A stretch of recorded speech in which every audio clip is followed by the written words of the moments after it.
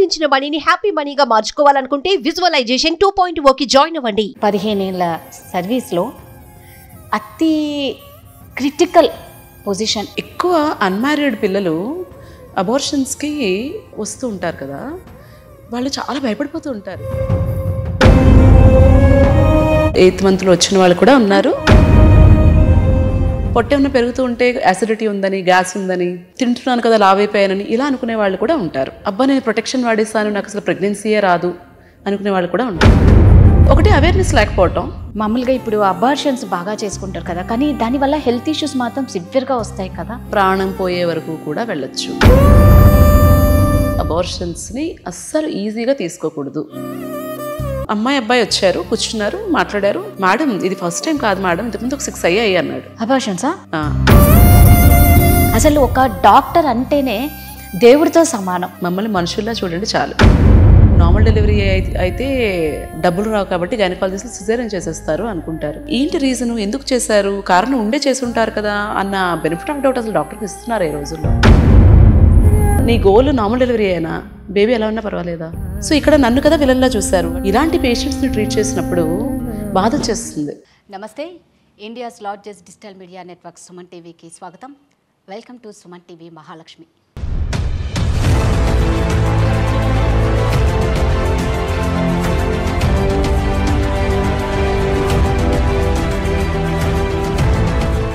తల్లి జన్మనిస్తే డాక్టర్ పునర్జన్మనిస్తారు. ఎంత పెద్ద జబ్బు వచ్చినా సరే అండి, డాక్టర్ నవ్వుతూ ట్రీట్మెంట్ ఇస్తే ఆ పేషెంట్కి కొండంత ధైర్యం వస్తుంది.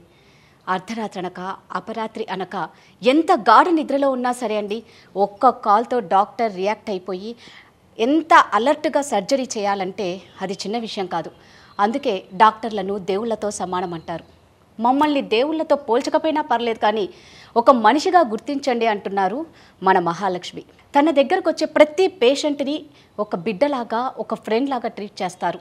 అందుకే తన ట్రీట్మెంట్ కోసం ఎంతోమంది వెయిట్ చేస్తూ ఉంటారు. తనే అండి ఇవాల్టి Suman TV Mahalakshmi, gynaecologist doctor Shilpa from Vizag.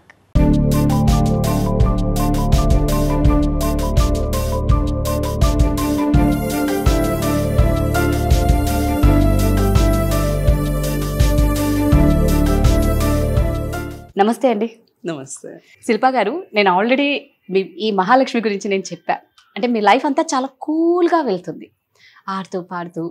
అంటే ఏ బాధలు వచ్చినా మీరు తట్టుకోగలుగుతారు కాబట్టి ఈరోజు ఇంత హ్యాపీగా నాకేమీ లేవు అని కూల్గా ఉండగలుగుతున్నారు. ఫస్ట్ శిల్ప గారి బాల్యం గురించి తెలుసుకోవాలని ఉంది. ఇంత హ్యాపీగా లైఫ్ని ఎంజాయ్ చేస్తున్నారు కాబట్టి. హ్యాపీనెస్ అన్నది ఒక మనిషి పర్స్పెక్టివ్. ఒకళ్ళు ఇంత ప్రాబ్లంకే చాలా పెద్ద ప్రాబ్లం ఉంది అనుకోవచ్చు, ఒకళ్ళు పెద్ద ప్రాబ్లంని కూడా నాకు ఏ ప్రాబ్లం లేదు అనుకోవచ్చు. సో ఎప్పుడు కూడా ఒక మనిషి 100% హ్యాపీగా ఉంటారని కాదు, ఎప్పుడు కూడా సాడ్గా ఉంటారని కాదు. మనం మన లైఫ్లో ఎదురైన సిచ్యుయేషన్స్ని ఎలా హ్యాండిల్ చేస్తాము అన్న దాని మీద డిపెండ్ అవుతుంది. మీరు చెప్పినట్టే I'm very fortunate to have a beautiful family. అమ్మ నాన్న, తమ్ముడు, ఇప్పుడు హస్బెండ్, ఇన్లాస్ అందరూ చాలా బాగా చూసుకునేవాళ్ళే. అలా అని లైఫ్లో ఎప్పుడు కష్టాలు లేవు అని కూడా కాదు. మా చిన్నప్పుడు పల్లెటూరులో పెరిగాను. 7 కజిన్స్ అందరం ఉండేవాళ్ళం కలిసి. పూర్ పీపుల్ అని చెప్పాం, కానీ కొంత జాగ్రత్తగా ఉండేవాళ్ళు కదా ఇదివరకు రోజుల్లో.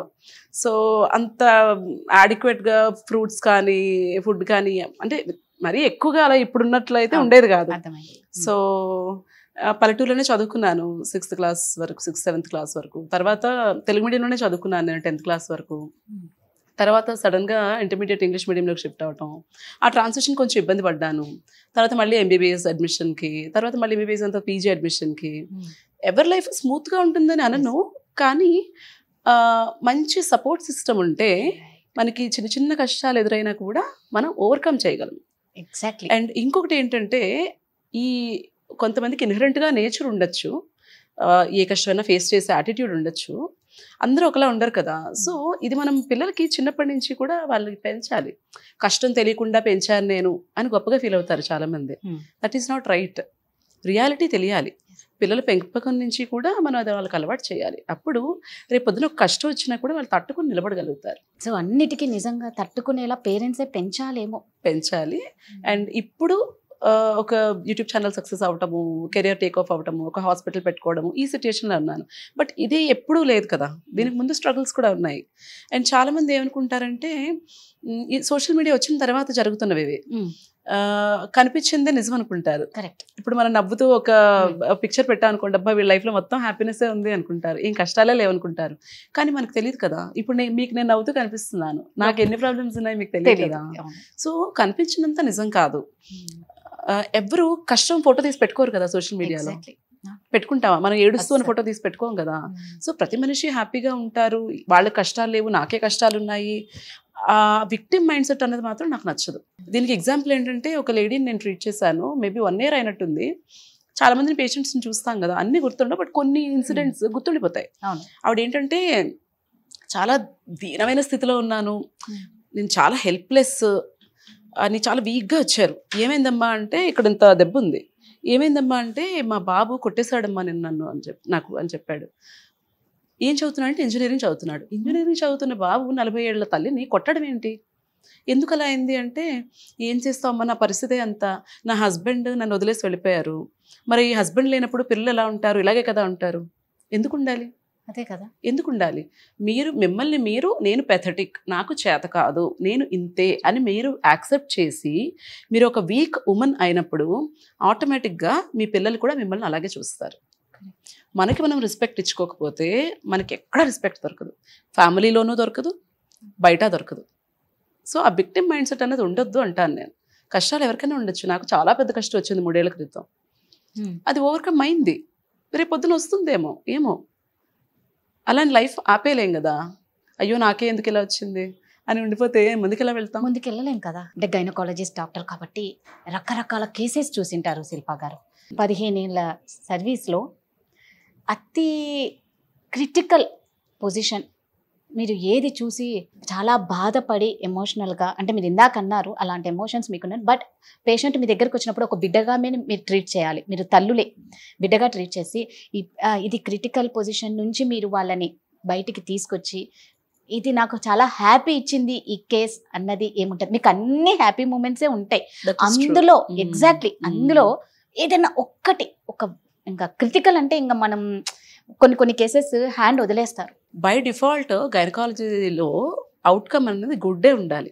ఒక న్యూరో సర్జరీ అంటే బ్రెయిన్ సర్జరీనో హార్ట్ సర్జరీనో ఒకవేళ ఫెయిల్ అయింది, లేకపోతే ఇంత రిస్క్ ఉంది ఫెయిల్ అవడానికి, లేకపోతే పేషెంట్ డెత్ అవడానికి హై రిస్క్ కేసెస్ ఉంటాయి. బట్ గైనిక్లో outcome has to be good. ఎందుకు? ఏదో డెలివరీకి వస్తారు, లేకపోతే యూట్రస్ రిమూవల్ సర్జరీస్కో, ఓవేరియన్ సిస్ట్ రిమూవల్ సర్జరీస్కో ఇలాంటి వాటికి వస్తుంటారు. సో అవుట్కమ్ అన్నది ఎప్పుడు కూడా బాగా it has to be good. So ప్రతి కేసులోనూ చాలా సాటిస్ఫాక్షన్ ఉంటుంది. ఎందుకంటే మీరు అనుకోవచ్చు డెలివరీస్ కాకుండా ఇంకేమన్నా క్రిటికల్గా హ్యాండిల్ చేశారని, మీరు అలా అనుకుంటున్నారు కదా. కానీ ఒక లేడీకి చైల్డ్ బర్త్ అన్నది ఎన్నిసార్లు వస్తుంది? వన్స్ ఆర్ ట్వైస్ కదా. సో ప్రతి ప్రెగ్నెన్సీ ప్రెషియస్, ప్రతి లైఫ్ ప్రెషియస్. సో ఏ కేసు హ్యాండిల్ చేసినప్పుడు కూడా ఆ బేబీ డెలివరీ వాళ్ళకి ఇస్తున్నప్పుడు వాళ్ళకి ఎంత ఆనందం ఉంటుందో నాకు కూడా అంతే ఆనందం ఉంటుంది. బట్ స్పెసిఫిక్గా మీరు అడుగుతున్నారు కాబట్టి చెప్పాలి అంటే, ఎక్కువ అన్మ్యారీడ్ పిల్లలు అబార్షన్స్కి వస్తూ ఉంటారు కదా, వాళ్ళు చాలా భయపడిపోతూ ఉంటారు. అంటే ఇమాజిన్ ఒక అమ్మాయి ప్రెగ్నెంట్ అయిందంటే అది అమ్మాయి ఒక్కదాని తప్పు కాదు కదా. కరెక్ట్. మరి ఎవరైనా అబ్బాయి గురించి మాట్లాడతారా? నువ్వేం చేస్తున్నావు, నీకు పీరియడ్ రాకపోతే టెస్ట్ చేసుకోవాలి కదా, ఆ మాత్రం తెలీదా అని అనేస్తారు ఈజీగా కదా. పేరెంట్స్కి చెప్పుకోలేదు, సపోర్ట్ చేసే ఫ్రెండ్స్ ఉండకపోవచ్చు, అది చేసిన మనిషి కనపడ్డు ఆ టైంలో, నువ్వే ప్రపంచం అంటాడు, ఆ మనిషి కనపడ్డు, ఎక్కడికి వెళ్తుంది అమ్మాయి? అలాంటి మనిషి వచ్చినప్పుడు నేను కూడా అదే అంటే ఏమైపోతుంది అమ్మాయి? సో ఇలాగ ఒక అమ్మాయి వస్తే నేను ఏమీ జడ్జ్ చేయలేదు, అమ్మాయిని ట్రీట్ చేశాను, పంపించేశాను. వెళ్ళిపోయేటప్పుడు కాళ్ళు పట్టేసుకుంది ఓపీలో. మరి అంతే కదా, అంత ఎమోషనల్ అయిపోయింది. Is it a big thing? No, it's just an abortion. But is it a big thing for the lady? Yes it was కదా. సో అలాంటి సిచ్యుయేషన్స్ని హ్యాండిల్ చేసినప్పుడు బాగా అనిపిస్తుంది. అంటే ఇప్పుడు నేను అడుగుతున్నా, ఒక పెళ్లి కాని అమ్మాయి మీ దగ్గరికి అంటే ఏ మంత్లో మీ దగ్గరకు వస్తారు? చాలా రకాలు చూస్తాము. 7th monthలో కూడా వస్తారు. 7th month 8th monthలో వచ్చిన వాళ్ళు కూడా అంటే వాళ్ళకు తెలియదు అంతవరకు. అది ఎలా తెలియకుండా ఐడెంటిఫై చేయకుండా, అంటే అది అంత ఈజీ. ఇప్పుడు 1 month డేట్ రాలేదు Usually, అన్నప్పుడే అంటే పీసీఓడి ప్రాబ్లం అది ఉంటుంది కదా కొంతమందికి, వాళ్ళకి ఇర్రెగ్యులర్ సైకిల్స్ వస్తాయి. Yes, okay. వాళ్ళకి 3 months కో 4 months కో పీరియడ్ రావటం అన్నది వాళ్ళకి నార్మల్ ప్యాటర్న్. Okay. అలా అనుకుని వాళ్ళు రారు. కొంతమంది ఏమనుకుంటారు, బేసిక్గా అంత నోటీస్ చేసుకోరు బాడీలో ఏ చేంజెస్. పొట్ట ఏమైనా పెరుగుతూ ఉంటే యాసిడిటీ ఉందని, గ్యాస్ ఉందని, లేకపోతే తింటున్నాను కదా లావైపోయానని ఇలా అనుకునే వాళ్ళు కూడా ఉంటారు. మూడో కేటగిరీ, కాండం ఏదో వాడేసి అబ్బా నేను ప్రొటెక్షన్ వాడేసాను నాకు అసలు ప్రెగ్నెన్సీయే రాదు అనుకునే వాళ్ళు కూడా ఉంటారు. అంటే కాండం వాడినా కూడా ప్రెగ్నెంట్ అయ్యే ఛాన్స్ ఉంది. చాలా 14 to 15% ఫెయిల్యూర్ రేట్ ఉంటుంది కాండంకి. ఇదంతా కొంత అవేర్నెస్ లేకపోవటం వల్ల. అండ్ చదువుకునే వాళ్ళు కూడా వస్తారు. ఈవెన్ నర్సెస్ కూడా కొంతమంది 5th month 6th month detect అయ్యి వస్తారు. నర్సెస్ కూడా ఇట్స్ జస్ట్ బ్యాడ్ లక్. అంటే ఒకటి అవేర్నెస్ లేకపోవటం, అండ్ సెక్స్ ఎడ్యుకేషన్ కూడా లేదు కదా, అంత ప్రివలెన్స్ లేదు కదా మన దగ్గర. ఇంట్లో వాళ్ళు మాట్లాడరు, వీళ్ళేమో డాక్టర్ దగ్గరికి వెళ్ళి ఏదైనా తెలుసుకుందామని అనుకోరు. ఆ అబ్బాయికి నాలెడ్జ్ ఉండదు, అమ్మాయికి నాలెడ్జ్ ఉండదు. కాకపోతే అన్ఫార్చునేట్లీ సఫర్ అయ్యేది అమ్మాయే కదా. సో ఇలాంటి కారణాలు చాలా ఉంటాయి. కొంతమంది అమ్మాయిలు, పెళ్లి కాని అమ్మాయిలు, వాళ్ళకి తెలియకుండా ఏ 7th month 8th month వస్తే అప్పుడు వాళ్ళు ఏం చేయనీకి లేదు, ఏమి చెయ్యలేరు, లీగల్గా కూడా ఏమి చెయ్యకూడదు. She has to continue the pregnancy till term వరకు కంటిన్యూ చేసి డెలివర్ చేయాలి బేబీని. అది ఎలా మరి? మీరు తల్లికి ఎలా అంటున్నారు, మరి బిడ్డకి బిడ్డ ఏం తప్పు చేసింది? డెలివరీ అయిన తర్వాత బిడ్డ ఏం తప్పు చేసింది? 7th month 8th month మీరు ఎలాగో టెర్మినేట్ చేసేసుకుందాం అనుకుంటారు. అప్పటి వరకు అసలు అన్వాంటెడ్ ప్రెగ్నెన్సీ రాకుండా చూసుకోవడం మీ రెస్పాన్సిబిలిటీ. అక్కడ తప్పు చేశారు. ఎర్లీగా డిటెక్ట్ చేసుకోకపోవడం ఇంకొక తప్పు. మీరు డిటెక్ట్ చేసిన తర్వాత మీ స్వార్థం కోసం 7th month 8th month delivery చేసేసి పడేస్తాను అంటే దట్ ఈస్ నాట్ రైట్. అందుకనే అంటాను అవేర్నెస్ ఉండాలి అని.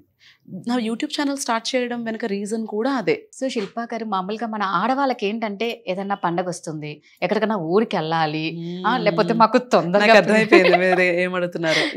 ఆ పిల్స్ ఒకటి యూజ్ చేస్తాం హెల్త్ వైజ్, తొందరగా పీరియడ్ వద్దు అని, వద్దు అనేసి ఆ డేట్ ని డిలే చేయాలి. మనకి ఇష్టం వచ్చినప్పుడు డేట్ రావాలి, దాని ఇష్టం వచ్చినప్పుడు మనం ఉండొద్దు. సో అలాంటప్పుడు ఎలాంటి ప్రాబ్లమ్స్ ఫేస్ చేస్తారు అమ్మాయిలు? పీరియడ్ అనేది కూడా నార్మలే కదా. Why should you use pills to postpone the period కదా. గుడికి వెళ్ళకూడదు అంటారు. నాకైతే అది నమ్మకం లేదు. నేను ఈ రోజు వరకు నేను కానీ మా ఇంట్లో వాళ్ళు కానీ ఒక్క రోజు కూడా పీరియడ్ పోస్ట్పోన్మెంట్ పిల్ వేసుకోలేదు. నేను పేషెంట్స్ కూడా అదే చెప్తాను, వద్దు అని చెప్తాను. అయినా కూడా వినకుండా కొంతమంది అయితే వాళ్ళ హ్యాండ్ బ్యాగ్లో పెట్టుకొని తిరుగుతూ ఉంటారు, ఏ అవసరం వచ్చినా మింగేస్తూ ఉంటారు. ఇది యాక్చువల్లీ దీని గురించి చెప్పండి, నేను ఒక స్కూల్ హెల్త్ ప్రోగ్రామ్స్ చేస్తూ ఉంటాను. ఆ స్కూల్ హెల్త్ ప్రోగ్రామ్కి వెళ్ళినప్పుడు ఒక 8th class అమ్మాయి అడిగింది నన్ను, మేడం పీరియడ్ పోస్ట్పోన్మెంట్కి పిల్స్ వేసుకుంటారు కదా, అది వేసుకోవచ్చా అని. అసలు 8th class అమ్మాయికి అది ఎలా తెలిసిందన్నది నాకు అర్థం కాలేదు. అంటే అంత ఎక్కువగా ఇంట్లో వాళ్ళంతా దాన్ని అబ్యూస్ చేస్తున్నారు. సో ఈ పీరియడ్ పోస్ట్పోన్మెంట్ అన్న రీజన్ కోసం ఆ పిల్ని డిజైన్ చేయలేదు. We all practice evidence based medicine. అంటే ఒక టాబ్లెట్ ఇవ్వాలి అంటే అది ఎందుకు ఇవ్వాలి, దానికి ఈ కండిషన్స్కి ఈ టాబ్లెట్ ప్రిస్క్రైబ్ చేయాలని ఉంటుంది. ఎక్కడ కూడా మెడికల్ సైన్స్లో పీరియడ్ పోస్ట్పోన్ చేసుకోవడానికి ఈ టాబ్లెట్స్ వాడుకోండి అని ఉండదు. ఇండియాలో మన కల్చర్ వైజ్ కొంతమంది అడుగుతూ ఉంటారు, బట్ దీన్ని అదే పనిగా అబ్యూస్ చేయకూడదు. ఒక్కొక్కసారి ఒక లేడీని చూశాను నేను, తనకి రావడమే చాలా సివియర్ పెయిన్తో వచ్చారు. చూస్తే ఐ థింక్ ఒక 1 liter 1.5 liters బ్లడ్ ట్యూబ్లో ప్రెగ్నెన్సీ వచ్చేసి అది పగిలిపోయి అక్యుములేట్ అయిపోయింది. Then I had to do an emergency surgery to save her. ఒక 3 ప్యాకెట్ల బ్లడ్ పెట్టాల్సి వచ్చింది. ఇదంతా ఎందుకైంది, ఇలాంటి పీరియడ్ పోస్ట్పోన్మెంట్ పిల్స్ వల్ల కూడా అందరికీ ప్రెగ్నెన్సీస్ ఫెలోపియన్ ట్యూబ్లోనే ఫామ్ అవుతాయి. ఆ ట్యూబ్ మూవ్మెంట్ ఏమైనా కొంచెం స్లో అయిపోయింది అనుకోండి, బేబీ వెళ్ళి అక్కడ అతుక్కొని ఉండిపోతుంది. ఇలాంటి పిల్స్ వల్ల అలాంటి ప్రాబ్లమ్స్ కూడా రావచ్చు. Why do you abuse it? ఇంకొక కండిషన్ చెప్తాను. ఒక అమ్మాయి పెళ్లి ముహూర్తాలు ఉన్న పిల్లలు వస్తూ ఉంటారు కదా, వాళ్ళు వచ్చినప్పుడు యూజువల్లీ ఏం చేస్తారంటే ఇంట్లో చేయాల్సినవన్నీ చేసేసి పీరియడ్ టైం కూడా దాటిపోయి లాస్ట్ మినిట్లో వస్తారు. వచ్చి పీరియడ్ పోస్ట్పోన్మెంట్ పిల్ కావాలి అంటారు. అప్పుడు నేను ఒకటే చెప్తా, ఇది పని చేయొచ్చు, పని చేయకపోవచ్చు. అలానే ఎక్కువ డోసెస్ వేసుకోవటము అది కూడా మంచిది కాదు కదా. ఒక అమ్మాయికి ఇలాగే పెళ్ళి రేపు 1 hourలో ఉందనగా పాపం అమ్మాయికి ముందు రోజు పీరియడ్ వచ్చేసింది. నేను పిల్ పెట్టిన అమ్మాయికే. రావచ్చు, రాకుండా ఆపలేం కదా. If you come late are if the dose is not adequate అది రావచ్చు, బికాస్ దట్ పిల్ is not design to do that. ఆ అమ్మాయి అయితే నాకు ఇప్పుడు చచ్చిపోవడం తప్ప ఇంకొక దారి లేదు, రేపు పొద్దుట పెళ్ళుంది, నేను ఈ విషయం ఇంట్లో చెప్తే పెళ్ళి ఆపేస్తారు. వై? ఎందుకు ఆపాలి? పీరియడ్ అనేది నార్మల్ కాదా? అంటే పెళ్లి పీటల మీద కూర్చోపెట్టారు కదా, అదే ఎందుకు పెట్టకూడదు అంటారు నేను. అదే మన ఎందుకు పెట్టకూడదు? ఎందుకు పెట్టకూడదు? దానికి మరి ఆ పిల్లల్ని అంత స్ట్రెస్లో పెట్టడం మంచిదా? అది చెప్పండి. పోయి నాకు ఆన్సర్ ఇవ్వండి. లేదు లేదు ఓకే, నేను 100% అగ్రి అవుతాను, మీకు లేదు. సెంటిమెంటల్ వాల్యూస్ ఉన్నాయి, లేదు. మీరు పీటల మీద ఆడపిల్లలు కూర్చోబెట్టకూడదు పీరియడ్ వచ్చినప్పుడు కదా. మరి ఆ అమ్మాయికి అంత మెంటల్ స్ట్రెస్, సూసైడ్ చేసుకోవాలన్నంత బాధ కలిగించడం అనేది అవసరమా? Is it fair? ఖచ్చితంగా మన సెంటిమెంట్స్ కోసం అమ్మాయిని అంత ఇబ్బంది పెట్టాలా మనం? అండ్ మీరు ఒక ముహూర్తం పెడతారు, ఆ ముహూర్తానికి అమ్మాయికి పీరియడ్ వస్తుందో లేదో తెలుస్తుందా? లేదు కదా. అంటే మామూలుగా అందుకే కదా మన ఆడవాళ్ళకి ముందు డేట్లు చూసి ముహూర్తాలు పెడతారు, కానీ ఇది న్యాచురల్ గా మన చేతిలో మీరు లేనిది. స్ట్రెస్ తీసుకుంటే గనక పీరియడ్ డిలే అయిపోవచ్చు, టైంకి వచ్చేయచ్చు. Correct. అది మన చేతిలో ఎప్పుడైతే కరెక్ట్ టైంకి రావాలి అనుకుంటారో అప్పుడే రాదు. ఉండదు. Right. హార్మోన్స్ అన్నవి మన బాడీ ఫంక్షన్ మీద, స్ట్రెస్ లెవెల్స్ మీద, అన్నింటి మీద డిపెండ్ అవుతుంది. అంటే ఇప్పుడు నాకు ఒకటే డౌట్, మరి ఆ పిల్ల ఎందుకు చేశారు? ఆ పిల్ల రీజన్స్ వేరు యూజ్ చేయడానికి. Okay. హెవీ బ్లీడింగ్ అయినప్పుడు వాడతాము, ఎండోమెట్రియం ఏమన్నా కరెక్ట్ చేయాలంటే వాడతాము. పోస్ట్పోన్మెంట్కి ఎవరు కనిపెట్టలేదే పిల్ల. దాన్ని దీనిగా యూజ్ చాలా ఎక్కువ అబ్యూస్ చేస్తున్నారు, పిల్లలకు కూడా అలవాటు చేసేస్తున్నారు. పోనీ ఇంట్లో పోనీ అమ్మాయి పెళ్ళి ఓకే మీరు అడిగారు, పెళ్ళికి వచ్చే చుట్టాలకి వాడేస్తున్నారు, ఆ చుట్టాల పిల్లలకి వాడేస్తున్నారు. ఎందుకు? మన ఇంట్లో ఫంక్షన్ ఉందంటే మనం మెయిడ్స్ చేత వాడించేస్తున్నాం. డోలో వాడినట్టే. That is not right. You should never abuse your body. Learn to respect your body. ఆ అమ్మాయి పెళ్లి క్యాన్సిల్ అయిందా? చేసుకుంది. మామూలుగా ఇప్పుడు అబార్షన్స్ బాగా చేసుకుంటారు కదా, కానీ దానివల్ల హెల్త్ ఇష్యూస్ మాత్రం సివియర్ గా వస్తాయి కదా. ప్రాణం పోయే వరకు కూడా వెళ్ళొచ్చు. అన్వాంటెడ్ ప్రెగ్నెన్సీస్, అబార్షన్స్ని అస్సలు ఈజీగా తీసుకోకూడదు. మీకు ఒకవేళ ప్రెగ్నెన్సీ వద్దు అనుకుంటే ప్రాపర్ బర్త్ కంట్రోల్ ఆప్షన్స్ ఏంటి అన్నది go to gynaecologist, discuss and use. మీకున్న సగం జ్ఞానంతో వాడేసి దానికి ప్రెగ్నెన్సీస్ తెచ్చుకొని ఏముందిలే అన్వాంటెడ్ ప్రెగ్నెన్సీ కదా అబార్ట్ అయిపోతుంది అని లైట్ తీసుకోకూడదు. రీసెంట్గా ఒక అమ్మాయి వచ్చింది, అమ్మాయి అబ్బాయి వచ్చారు, కూర్చున్నారు, మాట్లాడారు, చూశాను, ఓకేనా అన్వాంటెడ్ ప్రెగ్నెన్సీ అన్నారు. సరే టాబ్లెట్స్ ఇస్తాను అని చెప్పాను, ఫామ్స్ సైన్ చేసి రండి అని బయటకు పంపించాను. బయటకు వచ్చి మేడం మీకు ఒక విషయం చెప్పాలి అని మళ్ళీ వాళ్ళిద్దరు లోపలికి వచ్చారు. మేడం చాలా క్యాజువల్గా, మేడం ఇది ఫస్ట్ టైం కాదు మేడం, ఇంతకుముందు ఒక 6 అయ్యాయి అన్నాడు. అబార్షన్సా? 6 అబార్షన్స్ అయ్యాట. నేను అన్నాను, నేను మిమ్మల్ని ట్రీట్ చెయ్యను, మీకు మీ బాడీ మీద, ఆ బేబీ మీద రెస్పెక్ట్ లేకపోవచ్చు, నాకు ఉంది, నేను ట్రీట్ చేయను, మీరు ఎక్కడికి కావాలంటే అక్కడికి వెళ్ళండి, మీరు ఎంత డబ్బులు ఇచ్చినా నేను ట్రీట్ చేయను అని చెప్పి పంపించేశాను. ఒకవైపు అన్వాంటెడ్ ప్రెగ్నెన్సీ వచ్చేస్తే ఏం చేయాలో తెలియక కుమిలిపోయి చచ్చిపోవాలా అన్న ఆలోచించే పిల్లలు ఉన్నారు ఒకవైపు. ఇంకొక వైపు ఇలాంటి వాళ్ళు కూడా ఉన్నారు, ఏమవుతుంది డబ్బులు పడేస్తే డాక్టర్ చేసేస్తుంది. It doesn't happen like that. మీరు పైనుంచి దూకారు అనుకోండి, ఒకసారి దూకారు దెబ్బ తగలేదు, 2 సార్లు దూకారు దెబ్బ తగలేదు, 3వ సారి 4వ సారి తగులుతుంది కదా. ఖచ్చితంగా. Similar case I've seen. Abortion కోసం వచ్చినప్పుడు ప్రెగ్నెన్సీ లొకేట్ చేసుకుంటాం, యూట్రస్లోనే ఉందా అని కన్ఫర్మ్ చేసుకొని పిల్లు ఇస్తాం. ఒక లేడీ ఇలాగే వచ్చారు, హస్బెండ్ ఎక్కడో వేరే దగ్గర ఉంటారు, చాలా ఒబీస్ లేడీ అండ్ తనకి ఆ రోజు శాక్ కనపడలేదు. నాకు ప్రెగ్నెన్సీ విజువలైజ్ అవ్వట్లేదమ్మా, ఒక వారం తర్వాత చూస్తాను అని చెప్పాను. ఆవిడ ఏం చేశారు, అంతకుముందు 7 సార్లు అబార్షన్ పిల్లు వేసుకుందిట. అబ్బా. 8వ సారి నా దగ్గరకు వచ్చింది. నేను అన్నాను, నాకు కనిపించట్లేదమ్మా, ఇప్పుడు నేను ఇవ్వకూడదు, కొంచెం వెయిట్ చేసి రండి, బ్లడ్ టెస్ట్ చేసుకుని రండి అని చెప్తే బయటకు వెళ్ళి ఎవరి దగ్గర తీసుకుని వేసేసుకుంది. సో నాకు ఒక 4 రోజుల తర్వాత కాల్ వచ్చింది ఒక హాస్పిటల్ నుంచి, మేడం మీరు ఒక పేషెంట్ చూశారు 4 days ago, మీరు మళ్ళీ రమ్మన్నారు, కానీ తను ఎక్కడో తీసుకుని పిల్లు వేసేసుకుంది, చావు బ్రతుకుల స్టేజ్లో వెళ్ళింది ఆ హాస్పిటల్కి. ఆ అమ్మాయికి ఏమైంది, ట్యూబ్లో ప్రెగ్నెన్సీ వచ్చింది, గర్భసంచిలో కాకుండా. పిల్లు వేసుకుంది, అది రప్చర్ అయిపోయింది, హెవీ బ్లీడింగ్ అయిపోయి బ్రతుకుతుందా లేదా అన్న సిచ్యుయేషన్లో ఆపరేషన్ చేశారు. Why do you do that is my question. When you have a baby, when you do not want any more kids, what is stopping you from taking a proper birth control method కదా. It's a life కదా that is growing inside us. ఎలాగా 1 సారి 2 సార్లు 3 సార్లు 4 సార్లు 5 సార్లు ఎలా అలా? క్షణిక సుఖానందం కోసం జీవితాలు, ప్రాణాలు పోగొట్టుకుంటున్నారు. అల్టిమేట్ గా పోయేది ఆడవాళ్ళు ప్రాణాలే. I'm not saying sex is not important, but okay go have respect your body is అదే కదా. All I'm saying. Consult doctor, use proper precaution. Is it that difficult? రోజు ఒక బర్త్ కంట్రోల్ పిల్ వేసుకోవడం డిఫికల్టా, లేకపోతే ఒక కాపర్ టీ లూప్ పెట్టుకోవడం డిఫికల్టా? Is it difficult?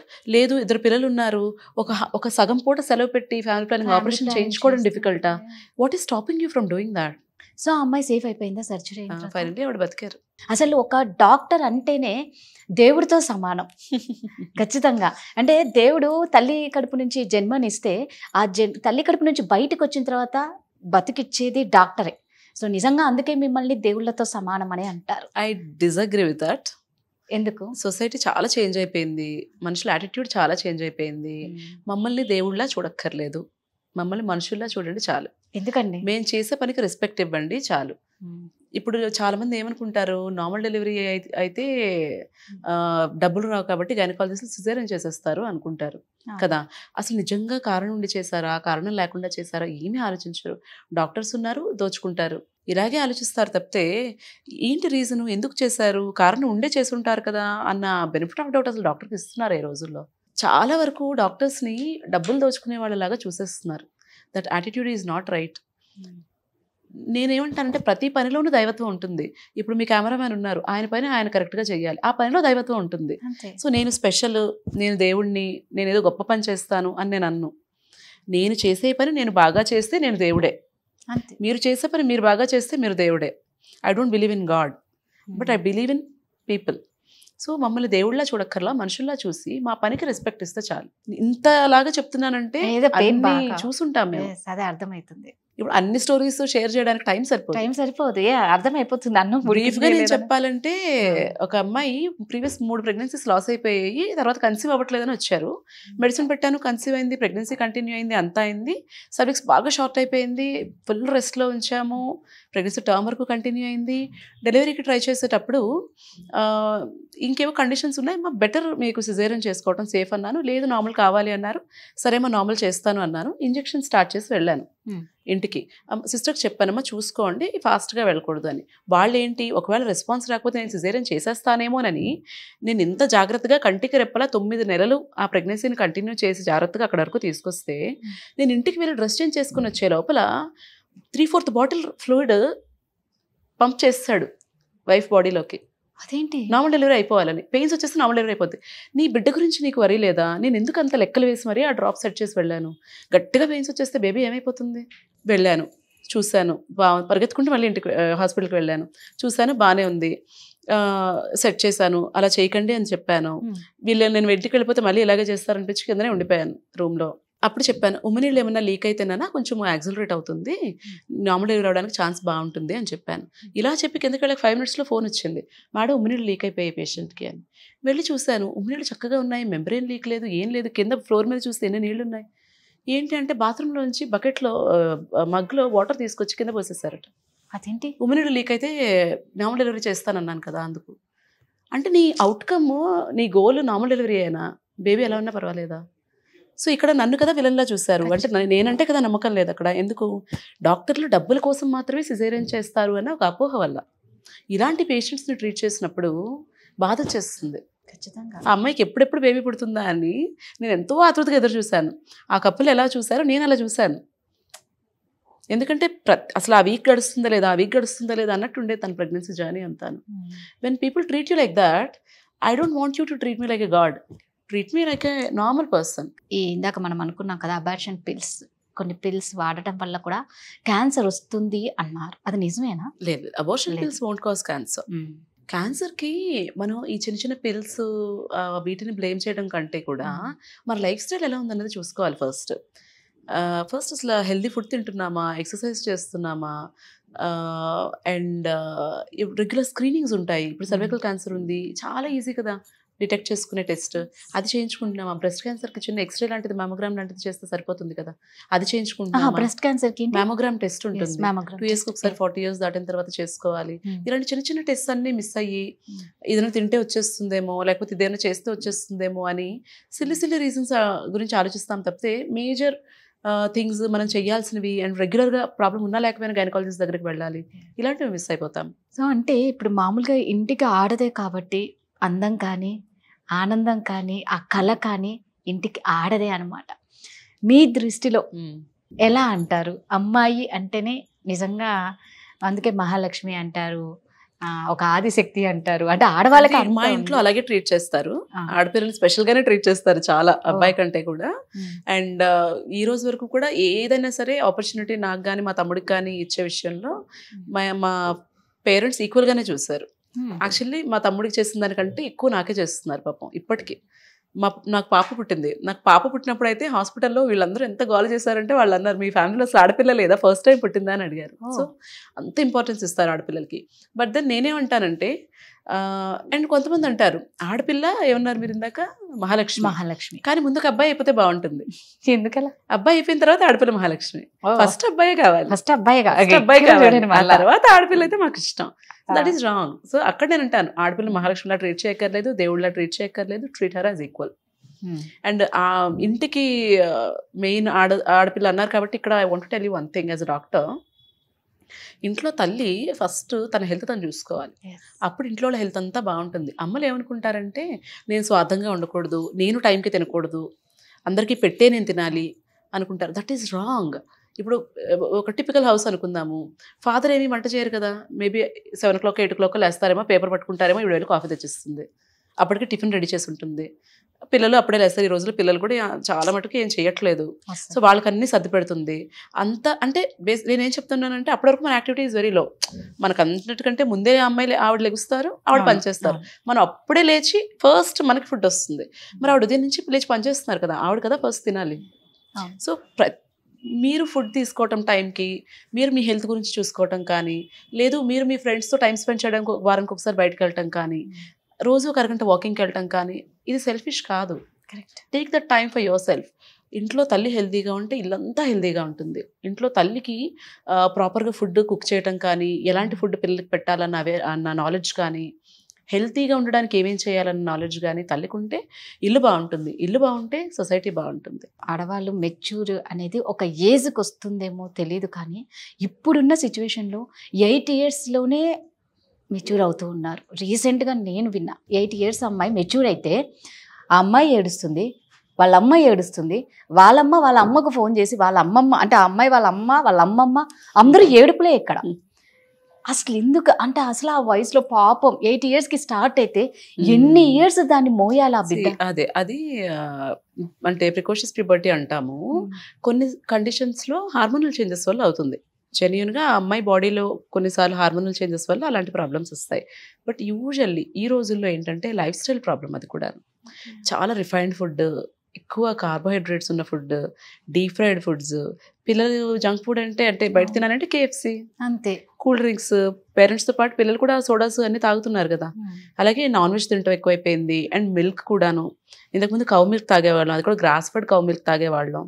ఇప్పుడు అన్నీ కూడా కొంత కల్తీ అయిపోయాయి కదా. అండ్ యాక్టివిటీ లేదు.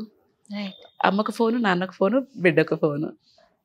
And usual one single child, nuclear families, ఆడుకోవడానికి పిల్లలు ఉండరు. ఏదో ఒక యాక్టివిటీ ఉండాలి పిల్లలకి. అండ్ వాళ్ళు తినే ఫుడ్ కూడా మనం చూడాలి కదా. కార్న్ఫ్లేక్స్, పాలు. మనం కార్న్ఫ్లేక్స్, పాలు తిని పెరగలేదు కదా. ప్యాకెట్లోంచి ఇలా ఓపెన్ చేసుకుని తినే ఫుడ్ మనం తినలేదు కదా. Actually first thing in the morning package foods తినకూడదు. And broiler chicken. మన లెవెల్ ఆఫ్ లివింగ్ పెరిగిన తర్వాత మనం తినే ఫుడ్ క్వాంటిటీ కూడా బాగా పెరిగిపోయింది. నేను మీకు ఫస్ట్ చెప్పాను, మాకు తినడానికి సరిపడా ఉండేది, కానీ బాగుంది ఇంకొంచెం తిందామంటే అంత ఎక్కువ ఉండేది కాదు. సో ఇప్పుడు ఏంటి, అబండెన్స్. అది సరిపోతుందన్నా కూడా మనం ఇంకా కొసరి వడ్డించేస్తాం. తిను. ఎంత తింటున్నారు పిల్లలు, ఎంత ఖర్చు పెడుతున్నారు. యాక్టివిటీ తగ్గిపోయింది కదా బాగా. కూర్చుంటారు, టీవీ చూస్తారు, లేకపోతే టీవీలో గేమ్స్ ఆడతారు, బయటకు వెళ్ళి ఆడుకునేది తగ్గిపోయింది. వీటి వల్ల అబ్బాయిల కంటే కూడా అమ్మాయిలు ఎక్కువ ఎఫెక్ట్ అవుతారు. అమ్మాయిలు హార్మోనల్ చేంజెస్ వచ్చేస్తాయి. దానివల్ల PCOD అని, ఇన్ఫర్టిలిటీ అని వీటన్నింటితో సఫర్ అవుతారు. ఇదే food habits changes, life style problems వల్ల అబ్బాయిలకి కూడా వాళ్ళు పెద్దయ్యాక తెలుస్తుంది. స్పర్మ్లో ప్రాబ్లమ్స్ వస్తాయి, ప్రెగ్నెన్సీస్ రావడానికి ప్రాబ్లమ్స్ వస్తాయి. ఆ తర్వాత మామూలుగా ఇప్పుడు మా లేడీస్గా ఎక్కువ జీన్స్, ఇప్పుడు అందరికి బాగా అదొక ట్రెండ్ అయిపోయింది, మంచిగా జీన్స్ వేసుకుంటారు. సో దానివల్ల కూడా జీన్స్ వల్ల ఏమన్నా ప్రాబ్లం అంటే ఆ టైట్ క్లోత్స్ వేసుకోవటం వల్ల ఏంటంటే ఎయిర్ సర్క్యులేషన్ అన్నది ప్రైవేట్ పార్ట్స్ దగ్గర సరిగ్గా జరగదు. దానివల్ల వెజైనల్ ఇన్ఫెక్షన్స్ కానీ, యూరిన్ ఇన్ఫెక్షన్స్ కానీ రావడానికి ఛాన్స్ ఉంటుంది. సో మనం వాటర్ ఎక్కువ తీసుకోవాలి అని అంటారు, ఓకే. బట్ ఆఫీస్ ప్లేసెస్లో లేదంటే ఎక్కడైనా బయటకు వెళ్ళినప్పుడు ఏమైపోతుందంటే యూరిన్ని స్టాప్ చేసుకుంటారు. Wrong habit again. అండ్ ఇంకా ఏం చేస్తారు, వాళ్ళే ఉదయం ఆఫీస్కి వచ్చారనుకోండి, వాష్రూమ్స్ క్లీన్గా ఉండవనో ఏదో రీజన్కి ఉదయం నుంచి ఈవినింగ్ వరకు వాటర్ తాగరు. ఇంటికి వెళ్ళగానే 1 లీటర్ వాటర్ తాగేస్తాం ఇవాళకి అనుకుంటారు. That is not right. మీరు throughout the day at regular intervals water తీసుకుంటూ ఉండాలి. అలాగే at regular intervals urine pass చేసేస్తూ ఉండాలి. అప్పుడే ఇన్ఫెక్షన్స్ రాకుండా ఉంటాయి. సో ఇప్పుడు మామూలుగా మొబైల్స్ మనం చూసుకుంటే పక్కన పెట్టుకొని పడుకోవడం, లేదు అంటే కొంతమంది లేడీస్ బ్లౌజ్ లో, అంటే ముఖ్యంగా మెయిడ్స్ చూస్తాం మనం, బ్లౌజ్ లో పెట్టేసుకుంటారు. ఈవెన్ సెల్ ఫోన్స్ పాకెట్ లో, ప్యాంట్ పాకెట్ లో పెట్టుకోవడం కూడా నాట్ ఎ గుడ్ హ్యాబిట్. దానివల్ల కూడా స్పర్మ్స్ అవి డ్యామేజ్ అవ్వచ్చు. ఇప్పుడు మెయిల్ ఇన్ఫర్టిలిటీ కూడా బాగా పెరిగిపోతుంది కదా. ఒకటి స్మోకింగ్, ఆల్కహాల్, ఈ రేడియేషన్ ఎక్స్పోజర్, పొల్యూటెడ్ ఎన్వైరన్మెంట్. మనం చేయగలిగినవన్నా మనం చేయాలి కదా. ఎయిర్ పొల్యూషన్ అయినా కరెక్ట్ చేసేయగలమా? చేయలేం కదా. చిన్న చిన్న చేంజెస్ మనం చేసుకోగలిగేవి మనం చేయాలి. పడుకునేటప్పుడు ఫోన్ కొంచెం దూరంగా పెట్టుకోవటము, అవసరం లేకపోతే ఇంట్లో రౌటర్స్ అవి ఆఫ్ చేసుకోవటము, అన్నెసరీ వైఫై అవసరం లేనప్పుడు ఆఫ్ చేసుకోవటము, ఇలాంటి చిన్న చిన్న చేంజెస్ చేసుకుంటే మంచిది. సో ఇప్పుడు మామూలుగా ఇప్పుడు ప్యాడ్స్ పెట్టుకోవడం వల్ల కొన్ని డిసీజ్ వస్తాయి అని అంటారు. ఇప్పుడు కప్స్ కూడా వస్తున్నాయి కదా. అంటే ప్యాడ్ పెట్టుకోవడం వల్ల డిసీజ్ వస్తుంది, కప్ పెట్టుకోవడం వల్ల డిసీజ్ ఉండదు అని కాదు. ప్యాడ్స్ కూడా యూస్ చేసుకోవచ్చు. రెగ్యులర్గా 4 to 6 hours ప్యాడ్ని ప్రాపర్గా డిస్పోజ్ చేసేయాలి. ప్రైవేట్ పార్ట్స్ అనేది క్లీన్గా ఉంచుకోవాలి. చక్కగా పీరియడ్ టైంలో కూడా వాటర్ తీసుకోవాలి, హెల్దీ ఫుడ్ తీసుకోవాలి, ఇవన్నీ పాటించాలి. Menstrual cup is a very good alternative. మనం భూమి మీదకి వచ్చినప్పుడు మన భూమి ఎలా ఉందో దానికంటే బెటర్గా తయారు చేసి మనం ఇవ్వలేము మన పిల్లలకి కానీ మన తర్వాత జనరేషన్స్కి కానీ. అట్లీస్ట్ దాన్ని పాడు చేయకుండా ఇస్తే చాలు. అలాంటివి చెయ్యాలంటే చిన్న చిన్న చేంజెస్. ప్లాస్టిక్ వాటర్ బాటిల్స్లో తాగకపోవడం, ఎక్కడికైనా బయటకు వెళ్ళామంటే ఒక స్టీల్ వాటర్ బాటిల్ క్యారీ చేయండి. పిల్లలకి డైపర్స్ అవసరం ఉన్నా లేకపోయినా వేయకండి. మీరు కూడా శానిటరీ ప్యాడ్ మానేసి మెన్స్ట్రువల్ కప్కి స్విచ్ అవ్వండి. మన హెల్త్కి బాగుంటుంది, ఎన్వైరన్మెంట్కి కూడా మంచిది. ఎనీహౌ మీ వాల్యుబుల్ టైం మాకు ఇచ్చినందుకు, వైజాగ్ నుంచి వచ్చారండి, నిజంగా మీకు చాలా చాలా చాలా థ్యాంక్ యూ సో మచ్ అండి. చూసారు కదండి, ఇవాళ మహాలక్ష్మితో బోల్డ్ అన్ని ముచ్చట్లు, బోల్డ్ అంత నాలెడ్జ్ పెంచుకున్నాం. సో మరో వారం మరో మహాలక్ష్మితో కలుద్దాం. అంతవరకు సెలవు, నమస్కారం. సుమన్ టీవీలో మీ పర్సనల్ అండ్ బిజినెస్ ప్రమోషన్స్ కోసం కింది నెంబర్కి కాంటాక్ట్ చేయండి.